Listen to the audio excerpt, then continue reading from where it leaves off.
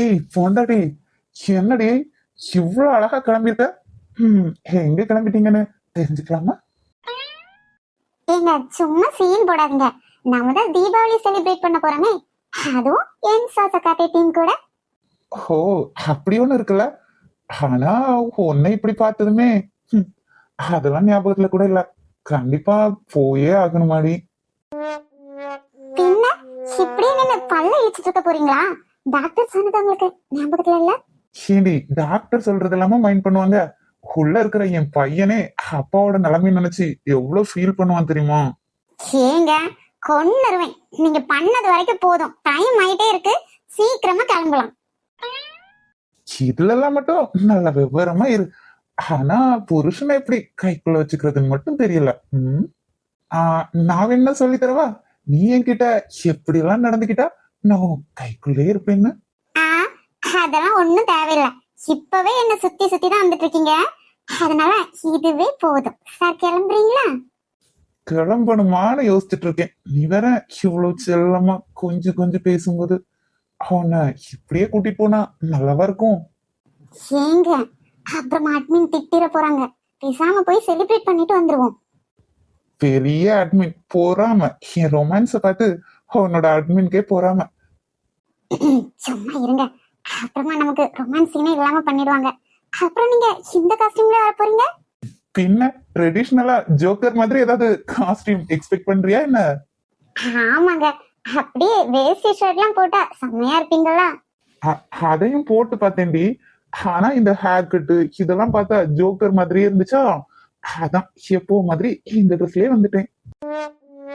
என்னவோ பண்ணுங்க. இதுக்கப்புறம் உங்களை எவ பார்க்க போறா? ஏங்க அப்புறமா அந்த தமிழனா மின்மினி அவங்களையும் கூட்டிட்டு போனோம். அதனால சீக்கிரமா வாங்குங்க. சேண்டி அவனெல்லாம் எதுக்கடி இழுக்கிற?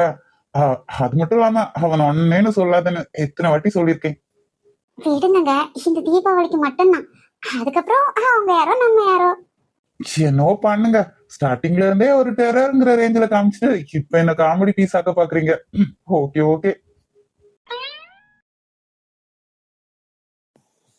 ஏங்க நான் அழகா இருக்கேனா? ஏங்க என்னங்க? நான் உங்களை கொஞ்சம் தொட்டு பார்த்துக்கவா? எதுக்கு? ஏங்க பயப்படாதீங்க. இது சிலையா இல்ல தேவதையான்னு தெரிஞ்சுக்கதான். அந்த அளவுக்கெல்லாம் சீன் இல்ல, கொஞ்சம் கம்மி பண்ணிக்கோங்க. கிளம்பலாமா? கிளம்பலாம். ஒரே ஜாலிதான். என்சாச காட்டி டீமுக்குள்ள கூட்டிட்டு போறாங்க. அங்க என்னோட இன்னொரு செல்ல குட்டி வேற இருக்காளே. 2 பேரும் எப்படிதான் சமாளிக்கிறதோ. யார சொல்றீங்க? சௌமியாவா? சௌமியெல்லாம் இன்னைக்கு கொண்டு வரக்கூடாது. அப்புறம் 2 ஹீரோயினுக்கு ஒரு ஹீரோனா அது நல்லா இருக்காது. அத யாரும் அக்செப்ட் பண்ணிக்கவும் மாட்டாங்கல்ல. ஏன் அக்செப்ட் பண்ணிக்க மாட்டாங்க? அதெல்லாம் அக்செப்ட் பண்ணிப்பாங்க. சின்ன ஃப்ரெண்ட்ஸ், நீங்க அக்செப்ட் பண்ணிப்பீங்க தானே? அதெல்லாம் மாட்டாங்க. ஏய் போறாமடி, இதுக்கு பேர் தான் வயிற்றுச்சல். ஒண்ணு சொல்றே தெரிஞ்சுக்கோ. ஒழுங்கு மரியாதையா என்னோட லவ்வை ஏத்துக்கிட்டு என்ன கல்யாணம் பண்ணிக்க வழிய பாரு. அப்படி இல்லைன்னா நீ இல்லைன்னா அந்த சௌமின்ட்டு போயிட்டே இருப்பேன். அவ்வளவுதான். ஓ, சாருக்கு அப்படி வேற ஒரு எண்ணம் இருக்குல்ல? ஆமா தாயே, சும்மா சும்மா விளையாட்டுக்கு. அதெல்லாம் மைண்ட்ல வச்சுட்டு இப்பவே பிரச்சனையை கிளப்பாத. கிளம்புவோம். அது அது அந்த பயம் இருக்கணும். ராட்சசி, ஹோம் கூட எல்லாம் தீபாவளி செலிப்ரேட் பண்ணா எனக்கு கொஞ்சம் கூட இஷ்டம் இல்லை. ஆனா என்ன பண்றது, என்னோட நேரம் என் விதி ஹோம் கூட சேர்த்து வைக்குது. என்ன ஹிட்லர், உனக்கு அப்படி வேற ஒரு எண்ணம் இருக்கா? ஐயோ, உன்னை நினைக்கும் போதே எனக்கு அப்படி பத்திக்கிட்டு வருது. வேற என்ன பண்ண? இந்த அட்மின் ஹோம் கூட செலிப்ரேட் பண்ண சொல்லிட்டாங்களே, எனக்கும் வேற வழி தெரியல. அதனாலதான் சும்மா உன் பக்கத்துல வந்து நிக்கிறேன். நீ ஒன்னும் ஓவரா அட்வான்டேஜ் எடுத்துக்காத. ஹாபி மாமா, எனக்கு உன்னை பத்தி நல்லாவே தெரியும். உனக்கு அவளை சுத்தமா பிடிக்காது, என்னதான் பிடிக்கும்னு தெரியும். அதனாலதான் அவளுக்கு முன்னாடி நானே கிளம்பி வந்துட்டேன். எப்படி, நான் உனக்கு அழகா இருக்கேனா? உனக்கு ஜோடியா இருக்கேனா?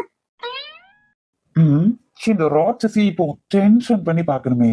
அதுக்கு ஹானுதான். ஹானு கூடவே இருந்தா நீ டென்ஷன் ஆவடி. அனு, இந்த ட்ரெஸ்ல நீ டால் மாதிரி இருக்க. உன்னை விட அழகி இங்க எவளும் இல்ல. ஐ மீன் எந்த ராட்சசியும் இல்ல. உன்னோட கண்ணு, அப்புறம் இந்த லிப்ஸ், கழுத்து எல்லாமே செமையா இருக்கு. இன்னைக்கு நீ கொஞ்சம் டிஃப்ரெண்டாவே இருக்க. ஹாப்பி மாமா, எனக்கு எனக்கு இந்த ஒரு வார்த்தை போதும். ஐயோ, நான் ரொம்ப சந்தோஷமா இருக்கேன். வா மாமா போலாம். இவ இந்த மூதேவி மூஞ்சிலலாம் எதுக்கு முடிச்சிட்டு நிக்கிற? வா. ஏன் அடியே, உன் மாமனோன்னு நான் கட்டி போட்டு வச்சிடல. எதுக்குடி சொன்ன மூதேவின்னு சொல்ற? அந்த ஹிட்லர்லாம் எனக்கு தேவையே இல்லை. அவனை சும்மா தந்தா கூட யாரும் வாங்க மாட்டாங்க. நீயே கூட்டிட்டு போ. அந்த போல போன மூஞ்சி எனக்கு சுத்தமா பிடிக்கல. என்ன சொன்ன? என்ன பிடிக்கல? நான் போகணுமா? பார்க்கலாண்டி. நீ இன்னைக்கு ஃபுல்லா என் கூட தான் இருக்கணும். அதுபடி என்ன விட்டுது? நீ நீ என்ன பண்ணலான் இருக்க? ஒன்னெல்லாம் தனியா விட முடியாது. என் கூட தான் இன்னைக்கு ஃபுல்லா இருக்கணும். மாமா, அப்பனா நீ போமா, சும்மா டென்ஷன் பண்ணாம. இருடா, அவங்கள எப்படி பிரிக்கிறேன்னு நீயே பாரு. உங்க கதையை கேட்கவும் இன்ட்ரெஸ்டிங்கா தான் இருக்கும். ஆனா இப்போ என்ன முடிவுல இருக்கீங்க? அது அது எனக்கே புரியலங்க. நண்பன் இவ்வளவு நாளா அவன் தான் எனக்கு எல்லாமா இருக்கான். ஆனா அவனை கல்யாணம் பண்ணிக்கணும், என்னோட வாழ்க்கை துணையா ஏத்துக்கணும் அப்படின்னு வரும்போது அது என்னால ஏத்துக்கவே முடியலங்க. சொல்றேன்னு தப்பா நினைச்சுக்காதீங்க மினி. யாரோட லைஃப்லயும் இன்டர்ஃபியர் ஆகுறதுக்கு யாருக்கும் ரைட்ஸ் இல்லதான். அவங்கவுங்களோட லைஃப அவங்கவுங்க முடிவெடுத்துக்கலாம். இருந்தாலும் இவ்வளவு நேரம் பழகினதுல நீங்க எனக்கு நல்ல ஃப்ரெண்டா தான் தெரியுறீங்க. என்னோட ஃப்ரெண்டா நினைச்சுதான் சொல்றேன். லைஃப் பார்ட்னர் வேற, ஃப்ரெண்டு வேற. நம்ம மனசே அதை பிரிச்சு நமக்கு காமிக்கும். லைஃப்ங்கிறது புடவை எடுக்கிற மாதிரி, இல்லைன்னா ஒரு பொட்டு வாங்குற மாதிரி, ஒரு கம்மல் வாங்குற மாதிரி அவ்வளோ ஈஸியான விஷயம் இல்லை. அது லைஃப் லாங் நாம டிராவல் பண்றது. யாருக்காகவும் இன்ஃபேக்ட் நம்ம அப்பா அம்மா கூட கம்பல் பண்ணி ஒரு மேரேஜுக்குள்ள தள்ளுறாங்கன்னா அதனால பாதிக்கப்பட போறது நாம தான். அவங்க கூட நம்ம கூட கொஞ்ச நாள் தான் வருவாங்க. ஆனா லைஃப் பார்ட்னர் நம்ம லைஃப் முடிகிற வரைக்கும் வரணும்ல. அதுக்கு அந்த உறவு ரொம்பவும் ஸ்ட்ராங்கா இருக்கணும்ல. புரிஞ்சுக்காத உறவு கூட லைஃப் லாங் வாழ்றது ஒன்றும் ஈஸியான விஷயம் இல்லை. அவங்க ஃபேஸை பார்க்க பிடிக்காது, அவங்க நம்ம கூட இருக்கிறது பிடிக்காது, இல்லைன்னா அவங்களுக்கு நம்ம கூட இருக்கிறது பிடிக்காது. இப்படி எதுவுமே பிடிக்காத அந்த வாழ்க்கை நரகமா தான் இருக்கும். குழந்தைங்களுக்காக வாழுவாங்க, அப்படி இல்லைன்னா எதுக்கோ வாழறோம், எல்லாருக்கும் தெரிஞ்ச அசிங்கமாயிரும். எதுக்கு அசிங்கம்? குடும்பமான போயிடும். இப்படிதான் நிறைய பேரோட வாழ்க்கை போயிட்டு இருக்கு. இதையும் மீறி அப்பா அம்மா கிட்ட சொல்லலான்னு பார்த்தா அவங்க சென்டிமெண்டலா நம்மள அஃபெக்ட் பண்ணுவாங்க. லைஃப்ங்கிறது பானை சட்டி மாதிரி, உடனே எல்லாம் மாத்த முடியாது அப்படின்லாம் சொல்லுவாங்க. இதெல்லாம் வர்றதுக்கு முன்னாடி யோசிச்சு முடிவு இருக்கிறது தான் பெஸ்ட். ரொம்ப தெளிவாவே குழப்பறேன்னு நினைச்சுக்காதீங்க மினி. நண்பன் நண்பன் மட்டும்தான். அவனை அந்த லிமிட்டுக்குள்ளதான் நம்ம மனசு வச்சுக்கும். அதையும் தாண்டி கல்யாணம் புருஷங்கிறது இன்னும் மேல. அப்படி இருக்கும்போது அந்த இடத்துல ஒரு மனுஷனை நம்மளால வச்சு பார்க்க முடியுமான்னு நாம தான் யோசிக்கணும். ஐ மீன் உங்க மனசுக்கு தான் அது தெரியும். ஐயோ, செம்மையா பேசுறீங்க வர்ஷினி. எக்ஸ்பீரியன்ஸ் பேசுது போல. அப்படியெல்லாம் இல்லம்மா. கல்யாணம் ஆனாலே எல்லா பொண்ணுங்களும் தெரிஞ்சுக்கிறது தான். கல்யாணத்துக்கு முன்னாடி அப்பா அம்மா என்ன சொல்றாங்களோ அதை அப்படியே பண்ணும். ஏன்னா அவங்க மேல இருக்க நம்பிக்கை. அவங்க எங்க போன்னு சொல்றோமோ அங்க கண்ணை மூடிட்டு போகலாம். ஏன்னா அந்த பாதை அவ்வளோ அழகானதா இருக்கும். ஆனா கல்யாணத்துக்கு அப்புறம் எல்லாமே நாமளே முடிவெடுக்கிற மாதிரி இருக்கும். எல்லாரும் என்னெல்லாமோ சொல்லுவாங்க, அதெல்லாம் நம்பி போவோம். ஆனா அது ஒரு ஃபெயிலியரா இருக்கும். அதுக்கப்புறம் தான் நாமளும் பெரிய மனுஷி ஆயிட்டோம், இனிமே நாம தான் எல்லாமே புரியும் போது ஒரு பயம் வரும். அந்த பயத்தை கடந்துதான் அடுத்த வாழ்க்கையே ஆரம்பிக்கும். இதுலதான் நம்மளோட லைஃப் பார்ட்னரோட பங்கே இருக்கு. அவரு நமக்கு லைஃப் லாங் துணையா வந்தாருன்னா அவரோட கையை பிடிச்சிட்டே அழகா அந்த கரடு முரடான பாதையெல்லாம் கடந்து போயிட்டே இருக்கலாம். அதுக்காக தான் நான் மினிக்கிட்ட எந்த அளவு பேசிட்டு இருக்கேன். வர்ஷினி, அப்போ அப்போ நான் தமிழ லவ் பண்றேன்னு நினைக்கிறேன். ஏய், சூப்பர் சூப்பர், ரியலைஸ் பண்ணிட்டீங்களா? அப்போ உங்க காதல நீங்களும் எக்ஸ்பிரஸ் பண்ணுங்க. அது அதுதான் எனக்கு என்னவோ மாதிரி இருக்கு. ஃபர்ஸ்ட் டைம் பார்க்கும்போதே என்ன என்ன பார்த்துட்டு என்கிட்ட சொல்லாமலே ஓடி போனவரு அவர் இப்படி வாழ்க்கை துணையா என் கூட கடைசி காலம் வரைக்கும் வருவாருன்னு நினைக்கும் போதுதான் கொஞ்சம் வேதனையா இருக்கு. ஆனா அந்த நிலைமையிலையும் என்னோட நண்பன் என் கூடயே இருந்தான். எங்க அப்பா இறந்தப்போ அதுக்கு முன்னாடி சின்ன வயசுல ஒவ்வொரு வாட்டியும் நான் என் முகத்தை பார்த்து அழும்போது எனக்கு ஆறுதலா அவன் தான் இருந்தான். ஒரு ஆம்பளைங்கிற உணர்வே எனக்கு அவனை பார்த்து வந்ததே இல்லை. ஆனா அவன் மனசுல நான் எப்ப வந்தேன்னு தான் என்னால புரிஞ்சுக்கவே முடியல. அது சரி, இவ்வளவு கன்ஃபியூஸ் பண்ணிக்கிற நீங்க பேசாம உங்க ஃப்ரெண்டையே கல்யாணம் பண்ணிக்கோங்க. அதுல என்ன தயக்கம்? ஆனா அதுதான் அவன் லவ் பண்றான்.